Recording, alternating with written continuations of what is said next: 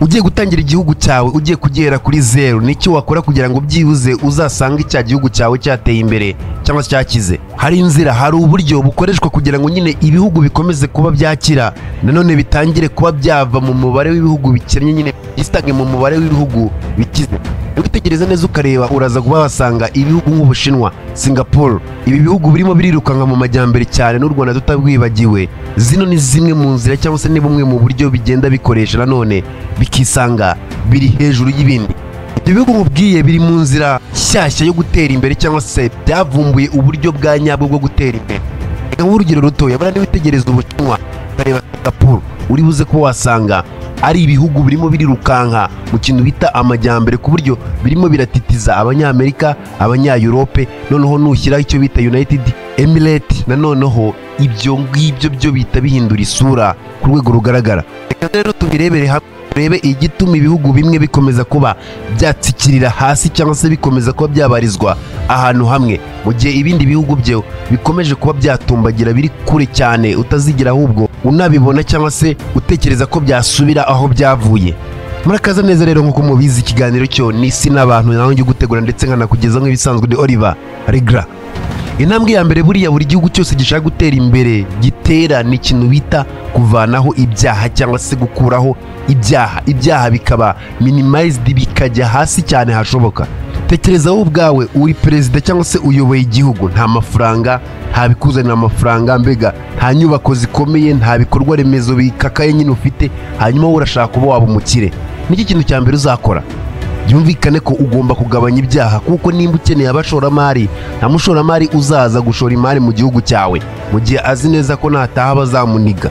Ahangaha wafata urugero rwiza cyane nk'igihugu bita El Salvador. El Salvador buriya cyari igihugu kirimo amagengi, kirimo ibirara, mbega nyine ukabona ni igihugu kidafite umutekano nyine wavuga ko wuzuye. Rero hagana mu 2022 Perezida Nayib Bukele yaje kuba yajya ku butegetsi, hanyuma atangira ikintu bise impinduramatwara ku bijyanye nyine n'umutekano cyangwa se n'ayo magengi yari yaribasiye El Salvador, agatuma abantu batamara kabiri, n'ahandi waturaga ugahita uhiyimura vuba bwangu. Uno muperezida yafunze amagengi cyangwa se ibyo nakwita ibirara bisaga 85,000. Tekereza abo bantu, sino kuyafunga gusa bivuge ngo bazabafungura gutya, yabashyize muri prison imwe nyine muzikomeye cyane ku isi, za prison ubu ubona ukavuga ati iyi prison yo kuyicika nyine n'inzozi zitazigera ziba impamo. Mu gihe gitoya cyane El Salvador yaje kuba yava mu bihugu bibi cyane, cyangwa se bya bihugu nyine utajyamo ngo wizere umutekano, iba ibihugu biri safe cyangwa se ibihugu bifite umutekano wizewe. Birumvikana cyane ko ikintu bita umutekano ni intambwe ya mbere ku gihugu cyose gishaka kuba cyatera imbere. Ikintu bita violence cyangwa se gang cyangwa se bwa nabi ahantu hatabarizwa umutekano, ndagira ngo mubwire neza ko ni uburozi bwica ubukungu. Aba investor cyangwa se buriya abakire batinya ahungabanya ubukungu bwabo, none iyo bigeze ku buzima bwoho bapayinga attention. Niyo mpamvu uzajya ubona ibihugu biri mu ntambara nta mu investor n'umwe watinyuka kujya gushyirayo amafaranga yiwe. Niyo mpamvu ibihugu bitarimo umutekano uzasanga abaturage baho nyine usanga bakomeza kuba baba bari mu bukene, kuko niwitegereza nta bikorwa remezo bizaba bihari bizajya bituma nyine bakomeza kuba bagira icyo babona. Oya, ni intambara, n'ubwicanyi, no gusahura. Nta mukire rero uzaza kukuzanira amafaranga ye kugira ngo uyasahure. Ubu kuri ubu tuvugana El Salvador iri mu birwa cyangwa se iri mu hantu hasurwa cyane, hakurura ba mukerarugendo ku isi ya rurema. Icyo ni ikimenyetso cyiza cyane kikwereka neza ko bizagora cyane ko igihugu kizigira gitera imbere cyangwa se ngo gikire, mu gihe igihugu cyo abaturage b'icyo gihugu baba mu bwoba. Bizagorana cyane. Intambwe ya mbere buri igihugu kiba gifite kuba cyatera no kugabanya ibyaha. Ikintu cya kabiri rero, buriya ibyaha gusa ntabwo ari ubugizi bwa nabi, ntabwo ari ugutera abantu, oya, ahubwo hari ikindi kintu cya kabiri buri igihugu kiba gikeneye kugira ngo gitere imbere. Ugomba kwiga kugabanya ruswa. Ibyo ngibyo byeho Singapore yabyumvishe mbere y'abandi bose, kuko ahagana 1960 niyo myaka nyine kuzamura, Singapore yari yarabaswe na ruswa, mbega ruswa niyo yakoraga icyo gihe, ariko nanone byatumaga nayo idakomeza kuba yarenga nyine umutaro. aha ni hahandi wasangaga business itari buze kuba yakorwa utagize ikintu icyo ari cyo cyose uri buze kuba waha umuntu uri ku mbaraga cyangwa se umuntu nyine ufite ubushobozi, meya, umuyobozi, mbega nyine mugakorana bya hafi. Nanone yavaho bikagusaba ko uri buze kuba wakeza undi ugiye kuba wajyaho kugira ngo nanone ukomeze ubone business yawe iraninga. Ariko ndagira ngo ubwire neza ko ibyo ngibyo bidindiza bamwe bigafavoriza abandi, ariko nanone wa wundi wafavorijwe nawe ashobora kuba yasubira hasi isa n'isaha. Minisitiri w'intebe bita Dukennye nibwo yaje kuba yajya ku buyobozi, nibwo ibintu byahise bitangira kuba byagira noneho umurongo ngenderwaho, cyangwa se atangira kuba yarwana n'icyo kibazo cyari cyugarije igihugu kiwe kuva igihe kinini cyari gishize. Uno ni umugabo wumvaga neza ko bigoye cyane ko igihugu kizigera gitera imbere mu gihe abantu bari ku mbaraga barenga ku mategeko, cyangwa se bafata amategeko bakayakoresha mu nyungu zabo bwite. Icyo nicyo gihe rero igihugu cyahise gitangira kuba cyatera imbere, biza kugeza ubu ngubu Singapore nyine uyumva uko uyumva cyangwa se uyibona uko uyibona. Bizagorana cyane ko igihugu kizagira indi ntambwe gitera mu gihe abayobozi batumva neza ko bagomba kurwanira inyungu z'igihugu, bakarwanira bo gushyira mu mifuka yabo, bakumva neza ko buri kose igihugu kibonye bagomba kukagiraho umugabane, cyangwa se rimwe na rimwe byose bakabyijyanira nyine bakazonga igihugu. Ntabwo igihugu cyatera imbere, byagorana cyane kuko ntibinashoboka. Minisitiri Dukennye yaje kuba yashyiraho amategeko yitwa zero tolerance, cyangwa se umuntu wariye ruswa nyine nta mbabazi. Ni kwa kundi bavuga ati nimba wakoze iki cyaha ntiwitege imbabazi. Ani ahandi baba bavuga neza ati nunumvikana cyangwa se ahubwo ukaba wumvishe neza ko hari ruswa igiye kuba yatangwa, ukabimenya cyangwa se ukisanga ayo makuru uyaza ariko ntacyo wayakozeho, uri buze kuba nawe wabihanirwa. Rero ibyo byaje kuba byatuma Singapore ubu tuvugana iri muri bimwe mu bihugu bitabarizwamo ruswa, cyangwa se birimo ruswa nkeya cyane ku isi. Iyi ni nayo mpamvu abantu benshi babona Singapore nkaho ari igihugu cya nyacyo nyine cyo kuba watangirizamo business. Kubera iki? Mbega nyine ugiye gukorerayo wizera neza ko imbaraga zawe n'ubushobozi bwawe ari byo bizagena icyo uzabona. Ibyo byose maze kukubwira nabyo ntabwo bizatuma igihugu gikira. Tuvuge wenda ibyaha wabikuyeho nta byaha birimo, nta ruswa irimo. Nanone hari ikindi kintu cy'ingenzi uba ukeneye buriya kugira ngo igihugu cyawe gikomeze kuba cyatera imbere, nyine kigira amafaranga cyangwa se kibarizwe mu bihugu bikomeye. Ni ikintu bita infrastructure, cyangwa se ibikorwa remezo. Nitugera kuri iyi level yoho turi buze kuba twakifashisha Ubushinwa, kuko Ubushinwa bwoho bwabyumvise nabyo mbere cyane mu bihugu bishyashya birimo biratera imbere, kubera ko hari ibihugu nyine byakize mbere, hari n'ibindi bishyashya. N'ibyo bishyashya dusangamo Ubushinwa, Singapore na Dubai, buriya ni shyashya n'Abarabu. Hagana mu 1990 Ubushinwa bwatangiye guspendinga amafaranga, amayero, amadolari menshi cyane mu kubaka ibikorwa remezo, harimo imihanda, za gari ya mwuka, inzu zizifashishwa mu gukora ubucuruzi, inganda, ibintu nk'ibyo nyine biri buze kuba byakorohereza ishoramari. Ibyo byose rero nkubwiye byaje kuba byafata Ubushinwa bubishyira hejuru. Mbega ubu ngubu Ubushinwa bwahangayikishije isi. Ndakubwiza ukuri ko Ubushinwa buravuga ati tse isi yose igakangarana. Kubera iki? Niho hantu ubucuruzi bwose bw'isi yose burimo burabera. Result cyangwa se icyavuye muri ibyo bintu bakoze nyine byo gutuma Ubushinwa buba ahantu buri muntu wese agomba kumva neza ko ari igicumbi cy'ubucuruzi. Ubukungu bwayo bwavuye kuri biliyoni 150 mu 1978 birashiftinga biza kuba byagera kuri triliyoni 17 mu 2023. Tekereza kuva kuri biliyoni 150 ikajya kuri triliyoni 17. Iki ni igihugu nyine cyerekana neza ko buriya iyo infrastructure cyangwa se ibikorwa remezo biri reliable cyangwa se bihari bimeze neza kandi ubona neza ko bijyanye n'igihe, ubucuruzi rwose burakunda, buri international no buri locale, kandi nanone abaturage bakungukiramo, namwe nk'aba businessman mukungukiramo. Bizagorana cyane ko igihugu kizagira business mu gihe utumije ibintu mu mahanga, cyangwa se shipment y'ibyo bintu uri buze ko wacuruza biri buze ko byagusaba ukwezi, kandi ibyo bigusaba ukwezi abaturage babikenera buri munsi. Tekereza kuba ufite uruganda cyangwa se ufite ibindi bintu urimo urakora, hanyuma ukajya kubona amashanyarazi avuyeho amasaha 4 cyangwa se 8, amashanyarazi ahari ahagije. Reka twe kuvuga amasaha 8 da, aho ni mu bihugu byateye imbere cyangwa se biri mu nzira y'amajyambere bikanyakanya. Tekereza nubura amashanyarazi cy'umweru kandi ufite uruganda rugomba kuba rwasupplyinga abantu ibyo bakeneye. Noneho reka tubireke ibyo ngibyo. Tekereza umaze guproducinga bya bintu nabyo bitakoroheye, kubivana ngaha ngo ugire ahandi uri buze ko wabicururiza naho ubwabyo ari ibindi bibazo bidashoboka nta mihanda. Ibyo nabyo bizagorana kuba ubucuruzi buzakomeza kuba bwagenda neza. Rero izo ni imbogamizi ibihugu biba bifite kuba byakura mu nzira nimba bishaka kuba byatera imbere. Igihugu rwose gishobora kuba gifite imitungo myinshi cyane mbega kinakize ku isi, nta nubwo turi bujye kure cyane, reba Kongo. Ariko nanone niba nta infrastructure, nta bikorwa remezo biri buze kuba byafasha abaturagihugu cyangwa se igihugu ku exporta cyangwa se gufata ya mitungo yabo ngo ibabyarire umusaruro, igihugu kizahora iteka ryose gikennye. Mwiryane, intambara, ibyo nyine bihora biriho gutyo gusa. Ariko iyo igihugu gitangiye kubaka infrastructure, ibikorwa remezo, ibintu bitangira kuba byakiruka cyangwa se utangira kubona nyine byose bigenda mu buryo bikwiye kuba byagendamo. Step ya kane cyangwa se intambwe ya kane rero, buriya buri gihugu cyose gishaka gutera imbere ngo cyubake ubukungu kiba gifite kuba cyatera, buriya wagabanyije ibyaha, ruswa wayirwanyije, hanyuma wubatse infrastructure, ibikorwa remezo nyine bifasha abantu kuba bakora ibintu byabo neza n'abashoramari bakaza. Ikindi kiba gisigaye ni ukwigisha abantu bawe. Buri gihugu cyose gishaka gutera imbere kiba gifite kuinvestinga mu kintu bita education, mbega nyine ugashyiraho amashuri meza abana bakiga bagasobanukirwa. Kuko ndagira ngo nkubwire neza ko iyo utabyitayeho ushobora kwizera imbaraga z'abantu muri kumwe cyangwa se ukumva neza ko abantu wenda muri kumwe muri gukorana bahagije nyine nta bandi ukeneye, ariko ujye umenya neza ko muzasaza, kandi nimuzasaza ba bandi bagakwiye kuba babakorera mu ngata ntacyo bazi, igihugu n'ubundi bazagisubizaho mwagikuye. Musaze murimo muricuza cyangwa se musaze murimo baravuga ati iki nicyo gihugu twarwaniye twari tugejeje hariya. Kubera iki?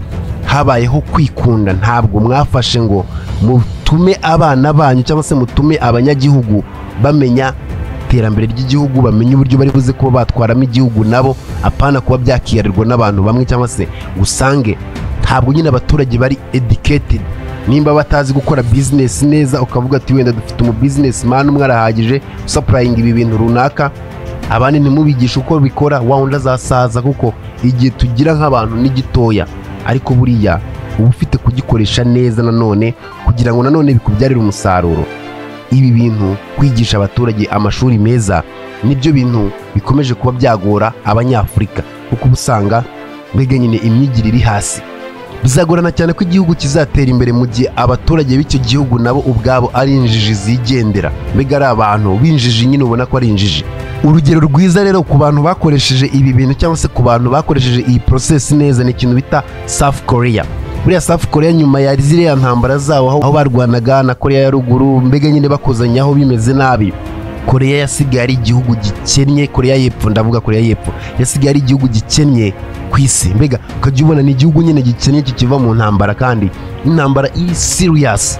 Iki cyari igihugu nyine ubona ko kirimo kiragenda gitera imbere, ariko kiri gutera imbere gake cyane ugereranyije n'ibindi bihugu. Hari ukuntu nyine ubona igihugu kirimo kirakanyakanya kigira ngo kive hano kijye hari, ariko nanone ukabona ko kigenda nk'akanyamasyo ugereranyije na Korea ya ruguru. Icyo gihe rwose nta naho wari kubigereranyije, kuko Korea ya ruguru yo yari ku muvuduko ukabije cyane. Ibi byaterwaga n'iki? Nuko Korea y'Epfo buriya nta natural resource yagiraga, mbega nta mitungo kamere yari ifite. Korea rero y'Epfo aho yaje kuba yagira ubwenge, yahise yumva neza ko ikeneye ibirenze cyane ahubwo uko babitekereza. Bahise bemvestinga mu bana babo cyangwa se mu baturage babo, bubaka amashuri, bubaka ikintu bita investigation cyangwa se bubaka amabiro yo gukoreramo ubushakashatsi. Ya mabiro nyine abantu bajya gukoramo ubushakashatsi bakaba bavumbura ikintu runaka.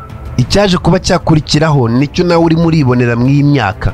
Korea rwose ubu ngubu yabaye Korea y'Epfo, mbega yahinduye nyine isura y'uburyo ibintu bimeze. Ubu kuri ubu tuvugana Korea y'Epfo iri mu bihugu bifite abaturage bajijutse, kuko niwitegereza n'ubukungu bwabo bwarazamutse. Kandi nimba wankurikiranye neza nakubwiye neza ko nta mitungo kamere myinshi bagiraga. Ni ukubera iki? Ni uko nyine bamenye neza ko bagomba kwigisha abantu bakamenya bakajijuka. Ubu tuvugana South Korea iri mu bihugu bifite company zikomeye cyane nka Samsung na Hyundai ibarizwa muri Korea y'Epfo. LG nayo ni imwe muri company zikora ibikoresho bigezweho bya electronic. Niba witegereza neza bashoye nyine mu bwenge, kuko Samsung ikora ibintu bijyanye na technology, LG ikora ibintu bijyanye n'ibikoresho nyine bya electronic, Hyundai ikora amamodoka. Nehe wumva bakora ibintu bijyanye no gucukura cyangwa se byo gucukura amabuye y'agaciro? Ntaho. Ibyo nibyo byerekana neza ko bigoye cyane ko igihugu kizatera imbere mu gihe abaturage babo batarimo barabigisha cyangwa se ngo babone amashuri ahagije, babone ibibafasha kuba nyine batekereza cyane birenze, kubera ko igihugu gikeneye ibirenze cyane gucukura amabuye y'agaciro. Igihugu gikeneye ibirenze cyane kumva neza ko mugomba kuba mwatungwa nyine n'imitungo mufite mu butaka. Abaturage bawe ari injiji, abaturage bakeneye kwiga, bakeneye kumenya kandi bakagira ubumenyi bwa nyabwo buri buze kuba bwabyara umusaruro. Uba ufite gutekereza ati in case cyangwa se igihe byabaye ngombwa ko ino mitungo wenda iri mu butaka iri buze ko yasimburwa n'ibindi, kuko you never know. Barimo baravuga ko bagiye kuba bashaka uburyo bakora batiri zidakoresheje ariya mabuye birirwa barwanira muri Kongo. Ngaho tekereza ni haza ubundi buryo bushyashya bwo gukora ibintu bidakeneye amabuye, ibintu bidakeneye peteroli, ibintu bidakeneye nyine ino mitungo kamere abantu birirwa barwanira cyangwa se ibihugu bigira bikumva neza ko ari ibihangange. Bizagenda bite nimba ibihugu bitarigishije abaturage babyo ngo bamenye nyine kwirwanaho cyangwa se bamenye kwadopta iyo system izaba yaje? Niho uzajya wumva nyine ngo igihugu mwari muzi cyatangiye kuba cyamera nabi, ntabwo bimeze neza. Kubera iki? Habayeho kwikunda, hari ibyo nyine batashyize mu ngiro bagakwiye kuba babishyira mu ngiro. Ikintu kiba iyo wigishije abantu cyangwa se abantu bawe bagize ubwenge baba problem solver, mbega hari ibibazo bikemura wowe utabashije kuba wabijyamo cyangwa se ngo byimvovigemo, bagira ikindi kintu bita innovative. Batangira gutekereza bakibaza ati niki kindi turi buze kuba twakongera kwibi kugira ngo bihindure isura, mbega nyine bakaba abantu batangaje cyangwa se abantu nawe ubwawe uri buze kuba wareba ukabona ko ari abantu badasanzwe. Intambwe ya gatanu rero buriya yatuma igihugu gitera imbere, buriya byange bikunde, nimba utuye ku isi, igihugu kiri ku isi cyarubatswe ahantu, ntabwo cyabura umutungo kamere, swati ni amashyamba, swati ni amavuta, swati ni zahabu, ni diyama, ibyo ari byo byose. Ariko buriya buri gihugu cyose kiba gifite umutungo kamere. Ikintu rero kiri buze kuba cyaba ni ikintu bita cya gatanu bita monetize strategic resource, mbega umutungo wawe kamere urimo urawukoresha ute, urimo urawubyaza umusaruro gute? Icyo kintu rero nicyo uri buze kuba wakurikizaho. Urugero rwiza hano turi buze kuba twareba Abarabu, buriya Leta Zunze Ubumwe z'Abarabu.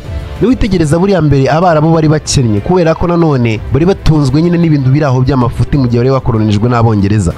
Wasangaga ubukungu bwabo bushingiye ku kintu bita uburobyi biri aho ngaho. Ariko nanone amavuta amaze kuba yavumburwa mu Barabu, ibintu byose byahise bihinduka, binahindura isura rwose ku buryo bugaragara, kubera ko niba witegereza uburyo Abarabu bo bafashe strategy yo gukoreshamo amavuta yabo cyangwa se peteroli yabo bitandukanye cyane n'ibindi bihugu.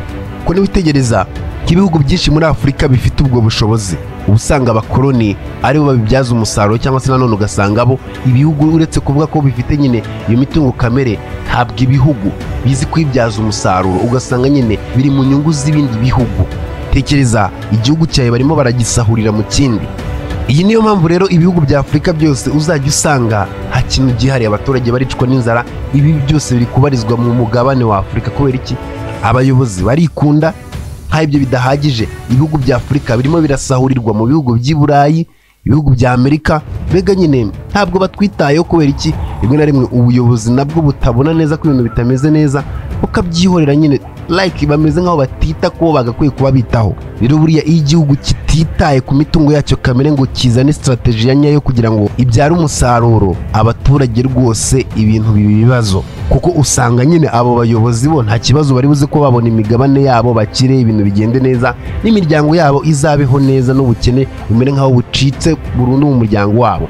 Ariko at the end of time abaturage za ntama bagakwiye kuba bayobora zipfe nabi, usange nanone biri buze ko byasaba undi muntu ufitiye urukundo igihugu, wa wundi wumva neza ko adashishikajwe n'umuryango we gusa, ahubwo ashishikajwe nabo bavuga ururimi rumwe, nabo baba mu gihugu kimwe, nabo nyine akunda igihugu cye, yumve neza ko kiri ku mutima, afata umwanzuro wo kuvuga ati oya, ibi bintu n'ubundi rero nubwo wagira ute ntabwo uzigira ubona imitungo igushimisha, yemere gukorera igihugu akibyarira umusaruro. Abarabu rero buriya bari bafite strategy zirenze cyane, kuko bamaze kuba babona ko amavuta arimo arababyarira umusaruro ndetse amafaranga bakuramo yiyongereye, bahise beinvestinga mu kindi kintu cy'ingenzi cyese gihindura nanone isura y'abantu. Bahise bashora amafaranga mu kintu bita ubucuruzi, kandi ibyo bidahagije bashora amafaranga mu kindi kintu bita tourism, ubukerarugendo.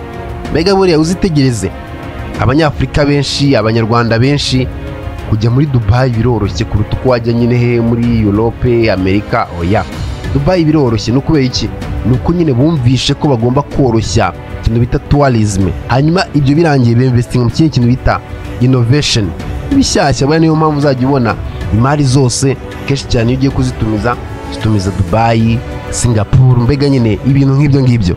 Ubu kuri ubu ngubu tuvugana Leta Zunze Ubumwe z'Abarabu ni igihugu cya 14 gikize ku isi kubera ibyo ngibyo bagiye beinvestingamo. Ubu ngubu amavuta yinjiza 30% mu bukungu bwabo. Rero nuzajya ubona igihugu cyawe kitarimo kiratera imbere kandi mu by'ukuri ubona neza ko gifite imitungo kamere yose gikeneye, ujye umenye neza ko nimba ubona icukurwa ujye uhita wumva neza ko igihugu cyawe gisahurirwa mu kindi gihugu.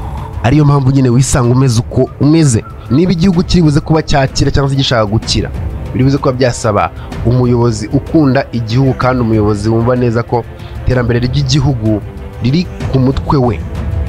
Intambwe ya gatandatu buriya yatuma igihugu cyawe nanone gikira no attracting cyangwa se gukurura abashoramari bava mu bindi bihugu, foreign capital, mbega aba entrepreneur bava mu bindi bihugu bagashora amafaranga mu gihugu cyawe.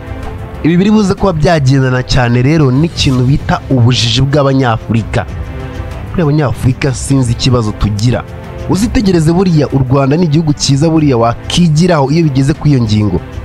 Ntabwo u Rwanda rujya rukumira umuntu uwo ari we wese.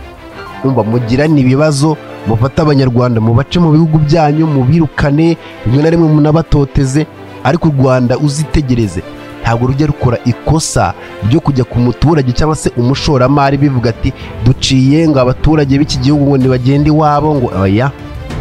Kubera iki? U Rwanda narwo rwasobanukiwe iki kintu. Niba wowe nk'igihugu ufashe abaturage b'igihugu runaka ukabaca mu gihugu cyawe, uratekereza ko ibyo ngibyo bizamarira iki gihugu? Mu buryo bumwe cyangwa se ubundi buriya nta gihugu kidakenerana, cyangwa se ngewe nshobora kuba naza nk'investinga mu gihugu cyawe kuko nawe waza ukinvestinga mu gihugu cyanjye. Rero ubugoryi cyangwa se gutekereza gutoya kw'Abanyafurika, twumva neza ko hari abatemerewe kugera mu gihugu cyacu, ari abaturage nta n'icyo bagutwaye, nta naho bahuriye n'iyo politike. Byaba na ngombwa ugasanga hari abantu urimo uratoteza ama business yabo, mbega uyashyira ku nkeke. Icyo urimo urashaka urimo urikururira, urimo urashaka inyungu zawe nyine wihariye, ariko mu by'ukuri ugomba kurebera ibintu mu isura ngari. Ntabwo kuba uri umuyobozi cyangwa se kuba ufite imbaraga zose mu biganza byawe biba bivuze neza ko icyo utekereje cyose uri buze kuba wagikora. Oya, buryo uzitegereze iyo ubaye umuyobozi hari ibintu byinshi nyine wirengagiza. Ushobora kuba naba umuyobozi w'iki gihugu, nawe uri umuyobozi wa kiriya gihugu, twangana urunuka, mbega tutanavugana, wasanga twari turi n'abanzi twarize hamwe wenda tukangana bya nyabyo, ariko twembi tukaba abayobozi. Bikaba ngombwa ko urwo rwango turushyira ku ruhande tugakorana bya nyabyo kandi kwizerana kurimo. Kubera iki? Birimo turarwanira nyine inyungu z'abaturage bacu, ariko icyo nikiba kidahari tugashyira imbere urwango, ni handi uzajya usanga bimwe mu bihugu bikomeje kuba byakena. Urugero rwiza buriya ni igihugu bita Switzerland. Switzerland ni igihugu gitoya kiri landlocked nk'ibihugu byacu East Africa, Burundi, u Rwanda, Uganda na Kongo ibice bimwe na bimwe. Switzerland nayo niko yari imeze, wasangaga nyine ari nyine igihugu kiri landlocked gutya, ugasanga nta na hamwe gikora ku nyanja. Rero uburyo Switzerland yabigenje ni nkako u Rwanda rurimo rurabigenza. Switzerland yahise iba mu rugo rw'ahantu nyine, cyangwa se like ni umuntu wese ufite amafaranga cyangwa se ufite ambition. Switzerland buriya ubufunguriwe amayira, mbega ni wawe, bagwa ikaze nimba uri umushoramari, inukore upfa kuba ugendana n'amategeko y'igihugu, utari buze kuba wabangamira abantu, baraguha umutekano n'ibikeneye kugira ngo ukore. Biba byiza cyane buriya gufungurira amayira aba foreign investors cyangwa se abashoramari bava hirya cyangwa se bava kure cyane y'igihugu cyawe, apana kubarya imitsi cyangwa se nuje utangira umukase uba wumva neza ko uzabaho wenyine. Iyi niyo mpamvu rero uzajya usanga ama business menshi cyane muri Europe yagize Switzerland nkaho ari cyo cyicaro gikuru cya business zabo.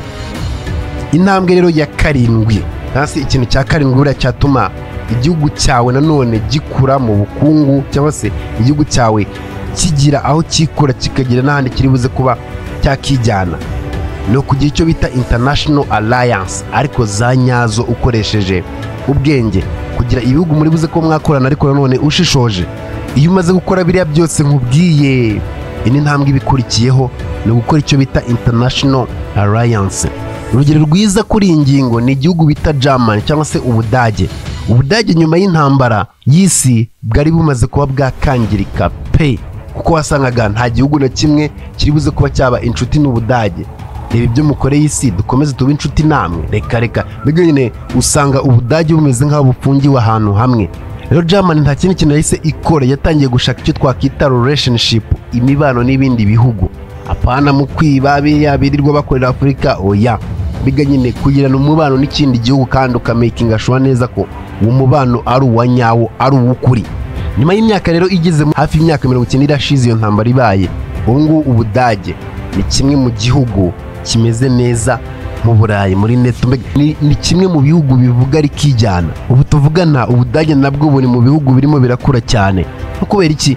Icyo nicyo smart alliance cyangwa se kwihuza n'abantu nyine bari international mpuzamahanga bukora, bigabanya risk ahubwo bikakongera icyo twakita opportunity, amahirwe, bikagufungurira ikibuga. Nimba rero ugiye kubaka igihugu gikize kandi kinini gikomeye, ntabwo wagenda wenyine, ntabwo wagenda solo, oya, ukeneye abantu mugendana, kandi nanone bibikomerezwa, kuko ugendanye n'igikomerezwa naho bikindi. Ariko nanone hano ikintu cy'ingenzi uba ufite kuba wakibaza mbere yuko ujya mu ibyo ngibyo, kuko ntabwo ari ibihugu byose bizakwemerera mu gihe nabyo bitakubonamo inyungu. Ugomba kwibaza ati niki kintu ndibuze kuba nashyira kuri table, niki kintu ndimo ndaha isi ibindi bihugu byose bikora ari bike cyangwa se nanone bidashoboye. Icyo nicyo kibazo ugomba kwibaza. Niba ukeneye rero kuba waba umukire wa nyawe, ukeneye gutangira kurema ibindi bintu isi yindi itabasha kuba yarema ngo ishobore. Iyi niyo mpamvu rero intambwe ya 8 uba ufite kuba watera ni ukwinvestinga mu cyo twita innovation, mwega mu bukorikori, mu bintu bishya. Urugero rwiza rero kw'iki kintu bita kwinvestinga mu kintu bita innovation cyangwa se mu bintu bishya ni igihugu bita Netherlands. Iki ni igihugu usanga nyine cyangwa se gifite natural resource nke cyane pe, imitungo kamere yacyo Netherlands ni mike, ibarirwa ku ntoki, ariko nanone bemvestinze mu kintu bita innovation, ibintu bishyashya. Ushobora gufata ibintu bihari ariko ukabihindura mu buryo bwawe, ku buryo abantu babibona mu yindi sura kandi ari we provider. Anga uba ufite guha ubushobozi abagukomokaho cyangwa se abakozi bawe, ibyo ari byo byose mu gihugu cyawe, mu kubaka ikintu bita irreplaceable, mbega cya kintu utabasha kuba wahindura. Ni cya kintu uzazi usanga ari ufite access yacyo, kuko ubwenge, technology biri mu ibyo ngibyo nta wundi nyine wabibona, n'uwo wagiha atamenya uburyo wacyubatse, uwo mwihariko akaba ari uwawe. Niyo mpamvu buriya nuzajya ubona laptop, ukabona telefone, ntukajya ugira nyine ni kuriya gusa. Ubu usanga buri company cyangwa se ugasanga company nyinshi zifite mu kuboko batiri, hari abazikora cyangwa se abatanga ibikoresho byayo, izindi systeme, amaprograme, hari abaya designinze, Apple iraho ngaho, Facebook iraho, mbega nyine ugasanga ni combination y'ibintu runaka. Nawe rero ukeneye kujya mu iyo combination ku buryo uri buze kuba wakenerwa. Iyi ni level nziza rero ibihugu nkatwe nk'u Rwanda, Burundi na Uganda dukeneye guhagarika kurirayinga ku bintu biri underground, biri munsi y'ubutaka cyangwa se ku mitungo dufite, kuko nta niyo dufite. Ahubwo tugatangira kwiringira ubwonko bwacu n'ibyo twashobora, aho ibyo byo nibidashoboka tuzajya twisanga dukomeje kuba twaba ibi bihugu, kuko nyine nta mitungo kamere myinshi y'umurengera dufite, nta mavuta dufite. Nitutiga gukoresha ubwenge tuzabona iki? Ntacyo. Umuco wacu, ibyo tuzi, ibyo twihariye, ibyo bintu tubimonetize, tubibyaza umusaruro, tubishyire ku rundi rwego, tubibrandinge, tubikorere byose. Ikibazo gihari n'ibyo twabrandinze cyangwa se n'ugerageje kubibrandinga barimo baramurwanya. Afrika we. Intambwe rero ya 9 cyangwa se level ya 9 no kubaka ikintu bita global culture brand yawe iri global, izwi ku isi hose. Wajya wibaza impamvu buriya Abashinwa iyo bubatse igikoresho cyabo bamakinga sure neza ko byibuza abantu bamenye neza ko icyo gikoresho cyakorewe mu Bushinwa. Kereba nka Yutong, uzitegereze bera neza Abashinwa n'ibikoresho byinshi ukoresha ni by'Abashinwa. Buriya mu nzu yawe ushobora gusanga hafi 80 cyangwa se 90% ari ibikoresho by'Abashinwa, ariko bamakinga sure neza ko uri buze kuba wamenya ko ari by'Abashinwa. Buriya rero Abashinwa utabona mbavuze ukagira ngo nibo bahanga mw'ibi bintu. Anga turi buza n'igihugu bita United States of America, nibo bahanga, nibo expert mw'iki kintu bita branding, ku branding ibyabo. hera kuri filime urebe n'imyambarire. Buriya n'uburyo abantu hafi isi yose bambara bagiye kuba baganira ku bintu bijyanye na bizinesi, niwitegereza uzajya usanga byose bigendana n'Abanyamerika, kubera ko nibo bashyize nyine umuco kw'ibyo bintu. Mbega hari brandi yabo, hari imyambarire, hari imigendekere, kandi izo brandi nta wundi uzazikora neza nk'uko ba nyirazo kuzizana babizi. Niyo mpamvu rero bazakomeza kuba babona ayo mafaranga yanyu ko mwakigira kose.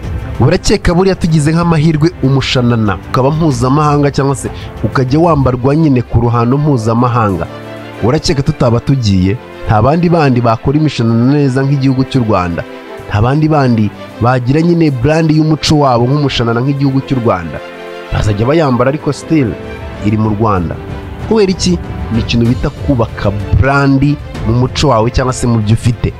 Buri igihugu cyawe nikimara kuba cyaba igihugu kireberwaho cyangwa se igihugu bashakaho guidance, igihugu bashakiramo opportunity, amahirwe, dia uzaba wagiye. Level rero ya 10 ari nayo tugiye kuba twasorezaho ni level bita ku mastering, icyo bita wealth distribution. Urugero rwiza rero kuri iki kintu ni igihugu bita Norway.